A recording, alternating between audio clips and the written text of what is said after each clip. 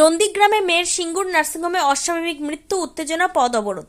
3 দিন আগে নার্সের কাজে যোগ দিয়েছিলেন দীপালি জানা। গতকাল রাতে তার ঝুলন্ত দেহ উদ্ধার হয়। পরিবারের অভিযোগ, মেয়েকে খুন করা হয়েছে। পুলিশকে ঘিরে বিক্ষোভ। বছর 24 দীপালির বাড়ি নন্দীগ্রামে। খবর পেয়ে ভোর রাতে নন্দীগ্রাম থেকে সিঙ্গুরে আসে দীপালির পরিবারের লোকজন। শ্রীরামপুর চণ্ডীতলা যাবার রাস্তার ওপর বসে পড়ে বিক্ষোভ দেখায় মৃতার পরিবার ও স্থানীয় বাসিন্দারা। স্থানীয় ও পরিবার সূত্রে জানা গিয়েছে, হুগলির সিঙ্গুর বোড়াই তেমাথায় এলাকায় একটি বেসরকারি নার্সিংহোমে নন্দীগ্রামের দীপালি গত 3 দিন আগে নার্সিংয়ের কাজে যোগ দেন। গতকাল রাতে নার্সিংহোমের 4 তলার একটি ঘরে তার ঝুলন্ত মৃতদেহ উদ্ধার হয়। গত বছর ব্যাঙ্গালোরে জিএনএম নার্সিং করেন দীপালি, জানায় তার বাবা সুকুমার জানা। 3 দিন আগে এক বান্ধবীর মারফত সিঙ্গুরের নার্সিংহোমে চাকরি করতে এসেছিল।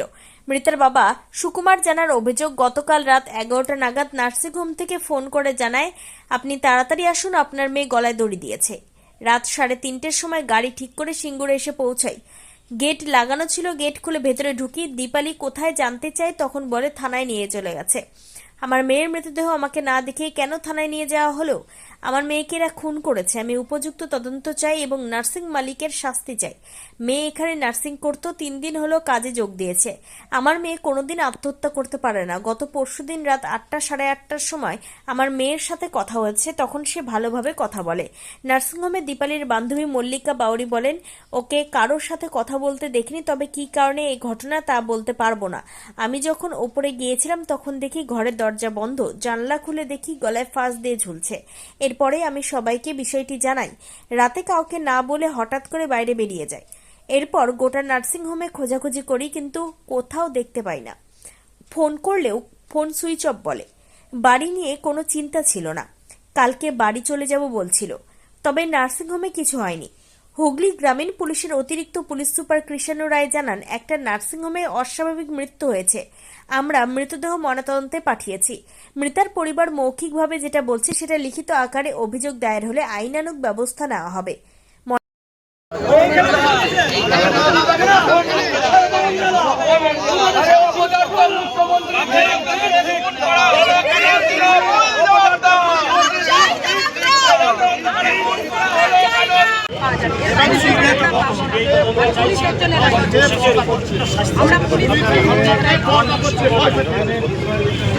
অপদার্থ মুখ্যমন্ত্রী হায় হায় হায়, অপদার্থ পুলিশ মন্ত্রী হায় হায়।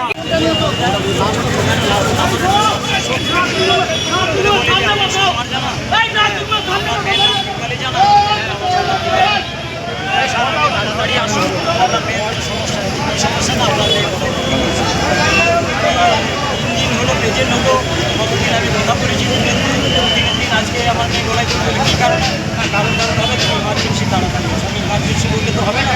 আমরা তো গ্রাম অঞ্চলে বাস করি, এখানে যেতে 4-5 ঘন্টা সময় লাগে।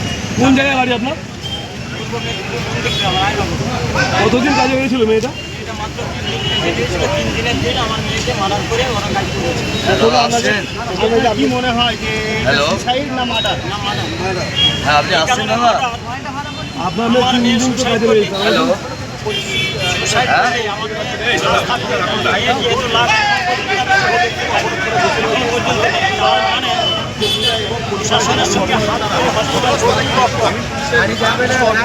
বা বহু অর্থের বিনিময়ে আমার মেয়েকে কোথায় আত্মগোপন করেছে জানি না, তবে বিশ্বস্ত চিত্রে খবর পেয়েছি এমতো অবস্থায় আমি মেয়ের বাবা হিসাবে দরিদ্র পরিবারের ছেলে, আমি বিদ্যা শিক্ষা করে আমার মেয়েকে বিয়ে কমপ্লিট করানোর পরে ব্যাঙ্গালোর গোল্ডেনে নার্সিং তার সার্টিফিকেট লাগবে। তার জন্য আমি প্রথমে আপনার নার্সিংহোম আছে, ডায়ালিসিসের কাজ করে। এবারে ওখানকার কর্তৃপক্ষ যিনি হচ্ছে সুকুমার বাবু পড়ুয়া, ওনার সঙ্গে কথা বলে ওনার মেয়েকে আমি অ্যাডমিশন করাই। এবারে 4 মাস কাজ করা। এখানে এখানে কি দেখলেন? আমি 3:30টার সময় আসি গাড়ি নিয়ে, এসে যখন দেখলাম সাঁতার টানা আছে, আমার ভেতরে ছেলে দুটো মেয়ে আছে। ওরা সাঁতার খুলে ওদেরকে জিজ্ঞেস করলাম যে আমার মেয়ে কোথায়? তোমার মেয়ে ডাকছি, আমাদেরকে ফোন করেছে, আমাদের অপেক্ষা না করে বিনা এখতিয়ারে কেন আমাদের ওখানে নিয়ে যাবে? তার মানে টাকার বিনিময় আমরা মালিক কোথায়? 8:30টার সময় একটা সাধারণ মানুষ পুলিশের সইকা এমএলএ সইকা আমরা কোন রাজ্যে বাস করি আমাদের এভাবে অফিসার বললাম থেকে বড় কথা হচ্ছে একটা বডি তুলতে গেলে একটা তার মা বাবা সিগনেচার চাই না চাই না তাহলে পুলিশ